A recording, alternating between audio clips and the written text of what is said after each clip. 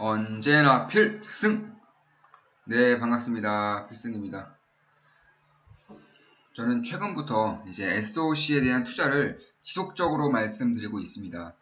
전 세계적으로 세계 최대로, 역사상 최대로 많은 돈을 풀고 있고, 그리고 그만큼 이와 관련된 산업에 대한 기업들은 이익이 급증할 수밖에 없을 것이라고 저는 생각을 하고 있기 때문입니다. 그렇다면 이 전 세계적인 인프라 투자에 대한 수혜를 과연 한국 기업에서는 어떤 업종 그리고 어떤 기업이 가장 큰 수혜를 볼 수 있을까요? 이번에 분석해드릴 기업은 대창단조입니다. 일단 대창단조 같은 경우는 굉장히 이름도 단조로운데 사업하는 것도 단조로워요.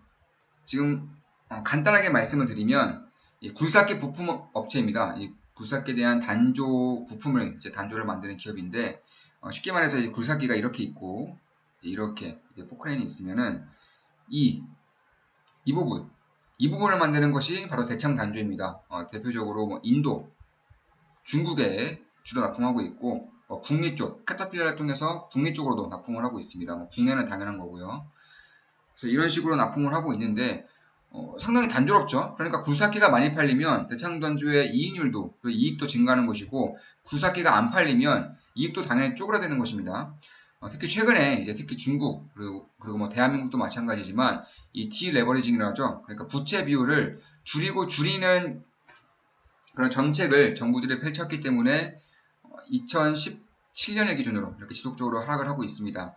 다만 여기서 다시금 전 세계적인 인프라에 대한 투자가 이제 진행될 것으로 예상이 되고 있고 거래량도 살아주면서 추세를 완전히 이탈해버리는 그런 흐름을 보일 가능성이 저는 굉장히 높다라고 보고 있습니다. 그렇기 때문에 분석을 해드리는 거겠죠. 물론 제 모든 영상은 매수 매도 추천은 절대 아닙니다. 다만 참고를 하신다면은 분명히 도움이 될 것이라고 생각하기 때문에 이런 식으로 분석을 좀 해드리고 있습니다. 지금 보시면 이런 변곡점을 만약에 넘어서게 된다면 굉장히 강하게 뛸 수 있습니다. 그 이유는 물론 영업이익에 대한 증가라던가 혹은 사회적인 이슈도 있을 수 있지만 조금 더 본론적으로 조금 더 깊게 보자면 이 발행 주식 수가 280만 주에 280만 주. 이거 엄청난 품절주입니다. 280만 주면 정말로 품절주예요. 이 정도 품절주도 거의 없습니다. 대한민국 시장이 전 세계적으로 마찬가지고요. 시가총액도 1000억이 안 되기 때문에 이 큰 변동성에 대한 리스크는 분명히 있다는 것을 좀 알아두셔야 될 것 같습니다. 또한 이제 박안식 회장, 이 대창단조 회장의 박안식 회장인데 지금 보시면 지분율이 다 넘어갔어요. 이미 승계가 끝났습니다. 지금 박안식 회장은 3.7%의 지분율을 가지고 있고 이제 박건욱으로 15%, 12%로 완전히 이제 승계 작업을 끝낸 것으로 볼 수 있습니다. 대략 한 2년 전쯤부터 거의 마무리 작업에 들어갔다고 보고 있고 제가 한국 주식을 투자하는 데 있어서 가장 큰 리스크로 보는 것이 바로 이 대주주 리스크입니다. 특히 대주주 리스크 중에서도 가장 대표적으로는 이 승계 작업이 있죠. 이 승계 작업을 할 때에는 이 세금 감면을 반드시 해야 하기 때문에 주가를 의도적으로 내릴 수 있도록 그러니까 영업이익을 혹은 단기순이익을 좀 적게 처리할 수 있도록 비용을 늘린다거나 감가상각비를 늘린다거나 혹은 재산 처리할 수 있는 것을 굳이 비용 처리해서 재물을 망가뜨리는 경우를 전 굉장히 많이 봤습니다. 그래서 이 승계를 진행하고 있는 기업들은 웬만해서 투자하지 않습니다. 가장 좋은 시기는 승계가 갓 끝난 그 시기를 저는 가장 좋게 보고 있고 대창단조도 그 중에 하나로 볼 수 있습니다. 지금 보시면 올해 1분기에 대한 실적이 굉장히 좋아요. 이미 중국 쪽에서 인프라 투자를 시작했기 때문에 이러한 좋은 흐름을 보이는 것으로 볼 수 있는데 사실 이 대창단조는 이 캐터필러, 그러니까 미국의 전 세계적으로 가장 1등 구사기 업체이죠. 이 캐터필러에도 납품을 하고 있고요. 그리고 인도 시장에도 굉장히 큰 비중으로 납품하고 있습니다. 그러니까 중국이 먼저 시작했지만 미국도 그렇고요. 인도도 그렇고 2,500조, 1,600조를 인프라 투자에 이제 쓰겠다라는 발표를 했기 때문에 중국의 1,900조를 필두로 해서 추가적으로 올해 하반기부터 내년 상반기쯤에는 이러한 매출이 더 추가적으로 나올 수 있다는 점은 저는 굉장히 고무적으로 바라봐야 한다고 생각하고 있습니다.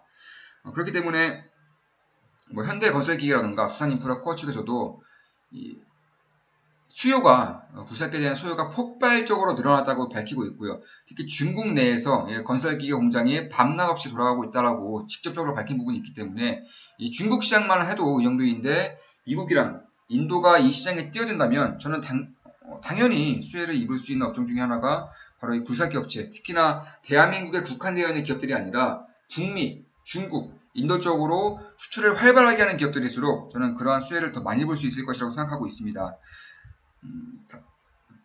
이런 이제 사이클 업종은 이제 원재료에 대한 그런 평가를 좀 해야 되는데 원재료에 대한 비중이 점차 낮아지고 있어요. 그러니까 이 원재료에 대한 가격이 점차 낮아지고 있다는 겁니다. 대표적으로 탄소광과 합금광이 있는데 지속적으로 최근 몇 년 동안 지속적으로 낮아지고 있는 만큼 Q를 늘면서 이제 비용 C가 작아진다면 당연히 이익단에는 더 증가할 수 있을 것이라고 생각하고 있습니다. 실질적으로 좀 재무제표를 간단하게나마 좀 살펴보더라도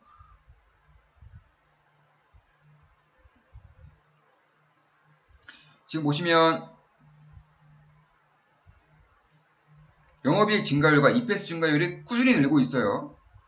그러니까 그만큼 이제 원재료 가격이 하락하면서 또한 이제 Q에 대한, 그러니까 물량에 대한 그런 수가 증가를 하면서 이런 흐름을 보이고 있는 것입니다. 더불어서 이러한 기업들 같은 경우는 이 현금 흐름이 굉장히 중요합니다. 그러니까 사이클적인 특징이 분명히 있기 때문에 이 사이클을 잘 타느냐 잘 못타느냐에 따라서 현금 흐름이 많이 왔다 갔다 할 수밖에 없어요. 특히나 이런 굴삭 격체들 같은 경우는 최근 몇 년 동안 굉장히 안 좋았기 때문에 현금 흐름이 있느냐 없느냐에 따라서 차후 이제 실적이라던가 혹은 이 영업 현금 흐름이 찍혔을 때 이 재무제표, 그러니까 자본으로 따박따박 찍히느냐 혹은 부채를 갚느냐 다 써야 되느냐 이런 차이가 있습니다. 그래서 이런 부분을 반드시 봐야 되는 건데요. 이런 걸 가장 간단하게 볼 수 있는 방법이 바로 배당 수익입니다. 배당 수익.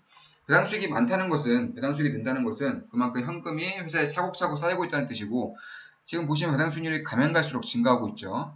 현재 지금 가격으로 배당 수익률은 4%가 넘습니다. 4.1%가 넘는 것으로 이제 파악이 되고 있는데 그만큼 실적이 좋아지면서 배당률도 꽤나 착하기 때문에 주목할 만한 기업 중에 하나가 될 수 있다. 작년부터 2018년부터 19년, 20년까지 자사주 매입을 꾸준히 하고 있습니다. 작년에도 30억 정도, 올해도 20억 정도 한다고 하는데 굉장히 자사주 매입이 꾸준한 기업이라는 점, 그러니까 다른 기업들과는 다르게, 대부분의 대한민국 기업들과는 다르게 주주 친화적인 기업이라는 점이 저는 특히나 이 기업을 조금 더 좋게 볼 수 있는 그런 이슈 중에 하나로 볼 수 있겠다, 그렇게 보고 있습니다. 따라서 자사주 매입에 대한 그런 증가세가, 자사주 매입에 대한 꾸준함이 몇 년 동안 이어지고 있다는 점, 배당 수익률 역시나 지속적으로 증가하고 있다는 점에서는 저는 굉장히 좋게 보고 있어요. 특히 1900조 정도의 자금이 앞으로 몇 년 동안 중국에서 풀릴 것인데 이제 막 중국 시장에서 시작함에도 불구하고 실적이 곧바로 찍히고 있다는 점, 앞으로 미국과 인도가 점차 인프라 시장에 투자하면 할수록 이에 따른 수혜를 입을 수 있다는 점이 저는 굉장히 좋게 보고 있습니다. 따라서 작년 30억과 올해 20억 가량 자사주 매입을 한 것도 이와 관련된 것이 아닌가. 기업이 안 좋아지는데 자사주 매입을 하는 기업은 거의 없습니다. 굉장히 저평가되어 있다거나 혹은 앞으로 실적이 좋아질 것을 대비해서 미리 자사주 매입을 하는 경우가 많기 때문에 이러한 부분을 본다면 장기적으로 봤을 때에도 안정적인 그런 결과를 낼 수 있는 기업 중에 하나가 될 수 있을 것 같다. 물론 제 모든 영상은 매수, 매도 추천은 아니라는 거 다들 알고 계시죠? 그럼 이런 식으로 참고를 하신다면 분명히 저는 도움이 될 것이라고 생각을 하고 있습니다. 따라서 이 실적, 이제 올해 1분기 기준으로 실적은 이제 올해는 200억이 넘을 것으로 예상이 되는데 시가총액은 800억이 안 된다는 점, 그리고 ROE 역시나 10 이상을 이제 올해는 10 이상으로 이제 보고 있고 영업이익률 역시나 꾸준히 증가하고 있다는 점이 저는 굳이 고평가에다가 성장하는 기업이 아니더라도 이러한 기업이라도 충분히 투자할 만한 매력도는 분명히 있다, 이렇게 보고 있습니다. 그리고 해외 매출 추이가 가장 다변화되어 있고 가장 비중이 높은 그런 굴삭기업 관련 업체 중 하나는 바로 진성TEC입니다. 진성TEC. 이 기업은 이제 미국과 중국에 엄청난 매출 비중이 있고요. 그에 따른 수혜도 반드시 볼 것이라고 보지만 시가총액이 대창 단조에 이제 2배가 넘죠. 1,700억 가량이고 지금 보시면 영업이익은 저는 거의 비슷하게 나올 것이라고 보고 있습니다. 이러한 부분을 봤을 때 진성TEC가 가장 큰 수혜를 볼 수 있다라고는 저도 생각을 하고 있습니다. 그래서 두 개 기업 중에서 굉장히 많은 고민을 하고 있고 지금도 하고 있습니다. 그래서 대창단조 그리고 이 진성TEC 둘 중에 하나 정도는 저는 포트폴리오에 좀 담아갈 수도 있겠다라는 그런 마음을 가지고 있어요. 다만 좀 신중하고 좀 보수적인 투자를 지향하기 때문에 조금 더 보고 있는 것 뿐입니다. 만약에 이 두 개 중에서 하나의 기업에 대한 투자를 제가 만약에 마음을 먹는다면은 역시 멤버들에게 가장 먼저 그대로 이제 밝혀드릴 예정이고요. 커뮤니티 글이라던가 혹은 멤버 전용 영상에서 그대로 분석을 좀 해드리면서 이제 말씀을 드릴 것입니다.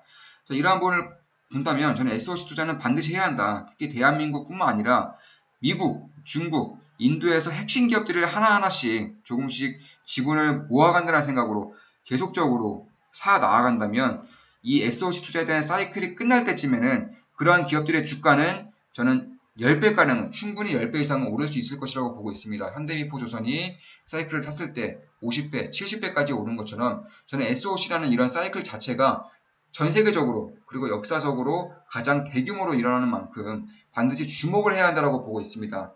이쪽에 대한 주목만 하고 이쪽에 대한 투자만 하더라도 저는 충분히 큰 부를 이룰 수 있을 것이라고 생각을 하고 있습니다. 아무리 성장주에 대한 매력도가 크고 또 성장주에 대한 성장성이 지속적이라고 하더라도 그쪽 섹터를 보시되 이쪽 섹터를 터부시하지는 않으셨으면 좋겠습니다. 제 구독자들만큼은요. 여기서 방송 마치겠습니다. SOC에 대한 투자 분석이었고 대창단조에 대한 분석이었습니다.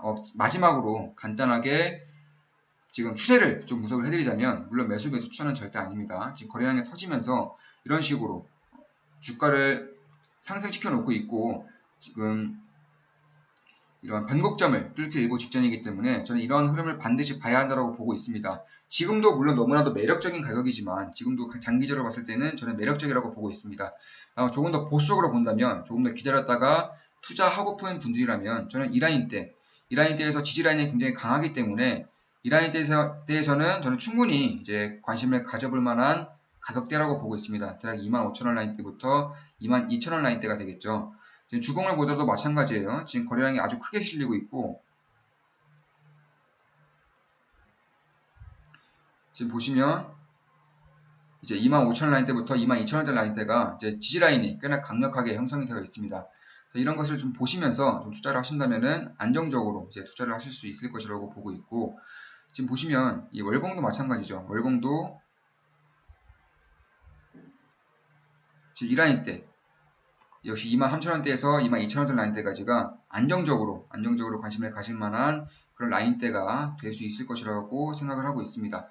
지금 보시면 하락파동에서 이런 식으로 저는 휩소를 줬다고 생각하고 있습니다. 그리고 다시금 올라올 때에는 이 휩소를 준 만큼 많은 물량이 털렸을 것이고 손바뀜이 일어난 만큼 강하게 다시금 상승할 수 있을 것이라고 보는 그런 추세 중에 하나이기 때문에 이러한 부분을 항상 염두를 해두시면서 투자를 하신다면은 조금 더 안정적으로 투자할 수 있을 것이라고 생각합니다.